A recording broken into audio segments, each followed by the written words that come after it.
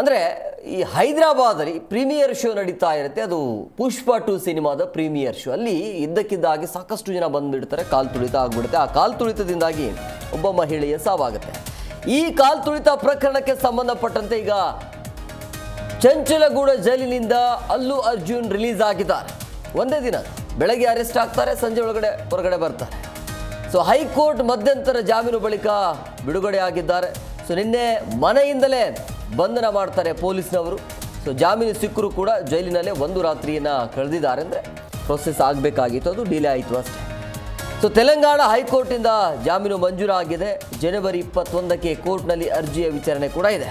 So ಜೈಲಿನ ಹಿಂಬದಿ ಗೇಟಿಂದ ಪುಷ್ಪ ತೆರಳಿರುವಂಥದ್ದು. So ಬೆಳಗ್ಗೆ 6:35ಕ್ಕೆ ನಟ ಅಲ್ಲು ಅರ್ಜುನ್ ಬಿಡುಗಡೆ ಆಗಿದ್ದಾರೆ. ಇವತ್ತು ಬೆಳಗ್ಗೆನೆ ಸಂಧ್ಯಾ ಥಿಯೇಟರಲ್ಲಿ ಉಂಟಾಗಿರುವಂತಹ ಈ ಕಾಲು ತುಳಿತದಲ್ಲಿ ಮಹಿಳೆ ಮೃತಪಟ್ಟ ಘಟನೆಗೆ ಸಂಬಂಧಿಸಿದಂತೆ ಅಲ್ಲು ಅರ್ಜುನ್ ಅವರನ್ನು ಬಂಧನ ಮಾಡಲಾಗಿತ್ತು.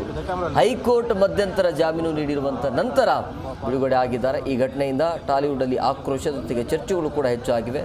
ಅಲ್ಲು ಅರ್ಜುನ್ ಅವರ ಬಂಧನವು ಅಭಿಮಾನಿಗಳಲ್ಲಿ ಕೋಪವನ್ನು ಕೂಡ ಹುಟ್ಟು ಹಾಕಿದೆ. ಆದರೆ ಏನೇ ಇದ್ದರೂ ಕೂಡ ಈ ಒಂದು ಪ್ರೀಮಿಯರ್ ಶೋ ಏನಿದೆಯಲ್ಲ ಪುಷ್ಪ 2 ಈಗ ಸಕ್ಸಸ್ ಸಿನಿಮಾ, ದೊಡ್ಡ ಬಜೆಟಲ್ಲಿ ಸಿನಿಮಾ ನಿರ್ಮಾಣ ಆಗಿರುವಂಥದ್ದು, ದೊಡ್ಡ ಮಟ್ಟದಲ್ಲಿ ಹೆಸರು ಕೂಡ ಮಾಡಿದೆ.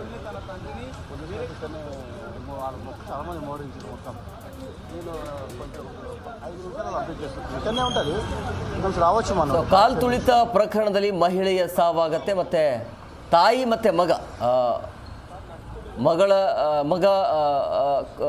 ಅತಿ ಅಂದರೆ ತಾಯಿ ಮತ್ತು ಮಗ ಇಬ್ಬರೂ ಕೂಡ ಹೋಗಿರ್ತಾರೆ ತಮ್ಮ ನೆಚ್ಚಿನ ನಟನೆಯನ್ನು ನೋಡೋದಕ್ಕೆ, ಅಥವಾ ಹೀರೋ ಬರ್ತಾರೆ ಅಂತ ಹೇಳಿದಾಗ ಸಹಜವಾಗಿ ಜನ ಬಂದಿರ್ತಾರೆ. ಆವಾಗ ತಾಯಿಗೆ ಕಾಲು ತುಳಿತದಲ್ಲಿ ಸಾವನ್ನಪ್ಪಿದರೆ ಮಗನಿಗೂ ಕೂಡ ಗಂಭೀರ ಗಾಯ ಆಗುತ್ತೆ. ಆ ಮಾಹಿತಿ ನಟ ಅಲ್ಲು ಅರ್ಜುನ್ಗೂ ಕೂಡ ಹೋಗುತ್ತೆ. ಅದು 25 ಲಕ್ಷ ಘೋಷಣೆ ಆಗುತ್ತೆ. ಅದಾದ ನಂತರ ಏನಾಗುತ್ತೆ, ಕೇಸ್ ಕೂಡ ದಾಖಲಾಗುತ್ತೆ. ಅಂದರೆ ಸಾವನ್ನಪ್ಪಿರುವಂಥ ಮಹಿಳೆಯ ಪತಿ ದೂರನ್ನು ಕೊಟ್ಟಿರುವಂಥ ಆಧಾರದ ಮೇಲೆ ಅವ್ರನ್ನ ಅರೆಸ್ಟ್ ಮಾಡಲಾಗುತ್ತೆ. ಬೆಡ್ರೂಮ್ಗೆ ಬಂದು ಕರೆದುಕೊಂಡು ಹೋಗ್ತಾರೆ. ಸೊ ಬೆಳಗ್ಗೆ ಅರೆಸ್ಟ್ ಆಗ್ತಾರೆ, ಸಂಜೆ ಬೇಲ್ ಸಿಗುತ್ತೆ.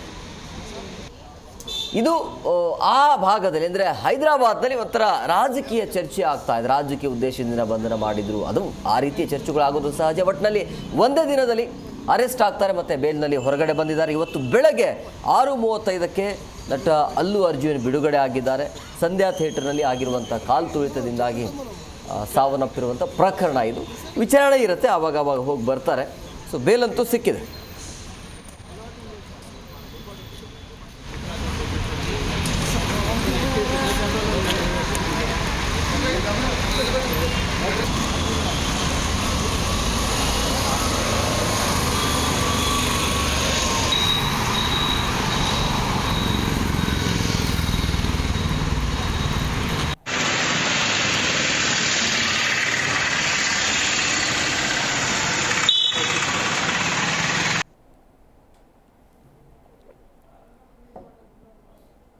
सर अल्लू अर्जुन गारू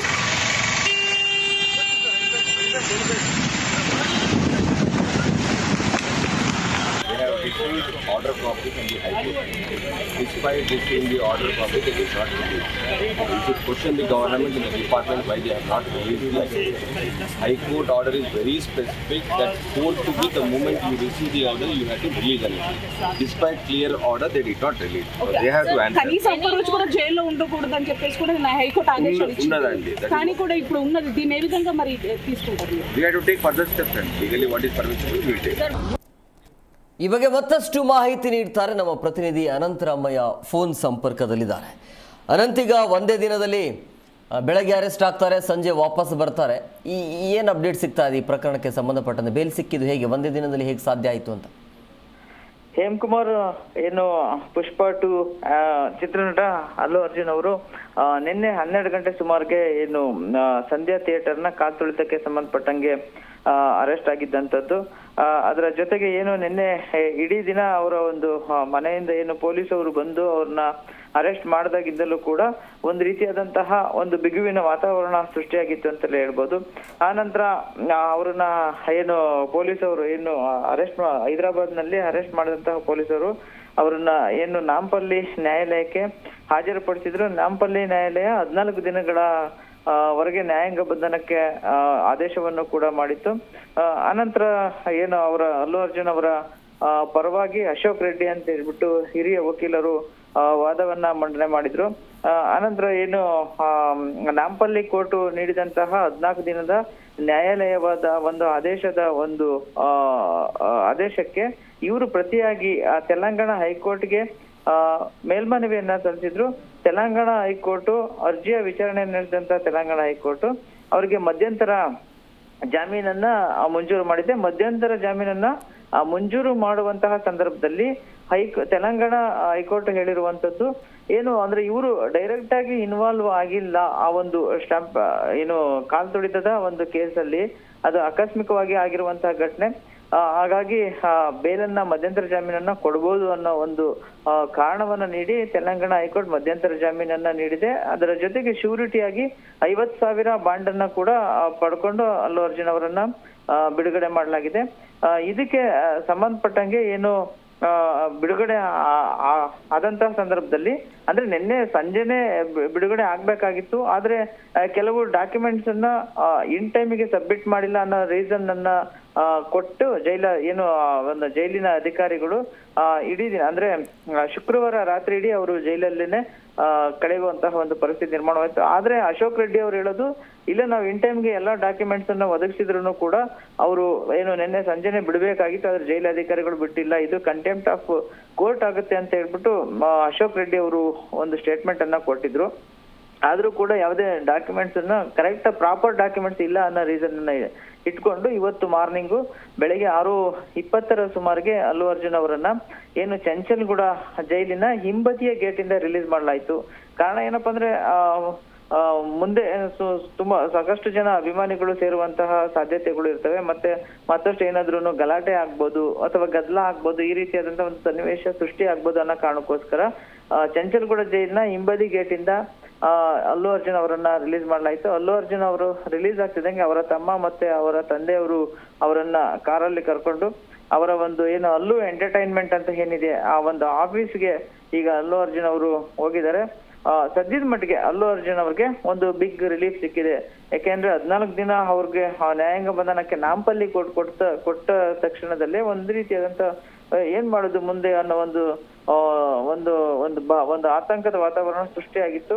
ಆದ್ರೆ ತೆಲಂಗಾಣ ಹೈಕೋರ್ಟ್ ಮಧ್ಯಂತರ ಜಾಮೀನನ್ನ ನೀಡಿ ಒಂದು ಬಿಗ್ ರಿಲೀಫ್ ಅನ್ನ ಅಲ್ಲು ಅರ್ಜುನ್ ಅವ್ರಿಗೆ ನೀಡ್ತು. ಆದ್ರೂ ಕೂಡ ಒಬ್ಬ ದೊಡ್ಡ ಸೆಲೆಬ್ರಿಟಿ ಆಗಿ ಮತ್ತೆ ಪುಷ್ಪ 2 ಯಶಸ್ಸನ್ನ ಸಂಭ್ರಮಿಸುವಂತಹ ಸಂದರ್ಭದಲ್ಲಿ ಒಂದಿನ ರಾತ್ರಿ ಅವರು ಜೈಲಿನಲ್ಲಿ ಕಳೆದಂತಹ ಒಂದು ಸಂದರ್ಭ ಬಂದೊದಗಿತ್ತು.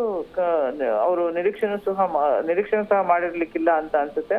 ಅವರನ್ನ ಜೈಲಲ್ಲಿ ಚಂಚಲ್ಗೂಡ ಜೈಲಿನಲ್ಲಿ ಏನು ಸ್ಪೆಷಲ್ ಅಂದ್ರೆ ಅವ್ರಿಗೆ ಏನು VIP ಕೈದಿಗಳಿಗೆ ನೀಡುವಂತಹ ಒಂದು ಸೆಲ್ ಅಲ್ಲೇ ಇಟ್ಟು ಅವ್ರಿಗೆ ಒಂದು ವ್ಯವಸ್ಥೆಯನ್ನ ಮಾಡಲಾಗಿತ್ತು ಅಂತ ಹೇಳ್ಬಿಟ್ಟು ಜೈಲಿನ ಸಿಬ್ಬಂದಿ ಕೂಡ ಹೇಳಿದ್ದಾರೆ. Hem Kumar. Yes, okay, thank you Ananth, ನಿಮ್ಮೆಲ್ಲ ಡೀಟೇಲ್ಸ್ ಹಾಕಿ.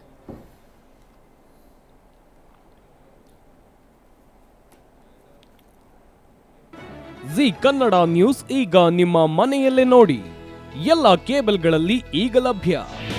ನಿಮ್ಮ ನೆಚ್ಚಿನ ಜಿ ಕನ್ನಡ ನ್ಯೂಸ್ ಈಗ ಸನ್ ಡೈರೆಕ್ಟ್ ನಲ್ಲಿ number 292, Tata play number 1664, Jio TV number 1334, NXT digital number 30, in cable number 30, city networks 51, U digital number 162, GTPL number 17, Rockline telecommunications number 42, Shri Basaveshwara cable number 168, rural cable network 60, Vinayaka digital 57, Abhishek cable 821, city channel 53, Siddeshwara cable network 57, V4 digital Infotech 628, Surya digital networks 53, Gajanan digital number 836, Malnad infotech private limited number